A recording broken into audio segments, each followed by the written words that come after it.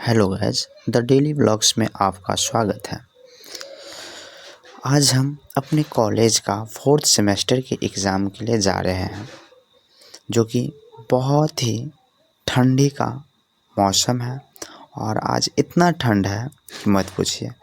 और कॉलेज का exam date हम लोगों का 10 तारीख का था, 10/12/2025। वो एग्ज़ाम को कैंसिल करके 3 जनवरी 2026 कर दिया गया। परंतु दिक्कत इस बात से नहीं है, दिक्कत इस बात से है कि जब कम ठंडा था तो एग्ज़ाम नहीं लिया गया, ठंडा जैसे ही बढ़ा तो एग्ज़ाम लिया गया उस डेट को।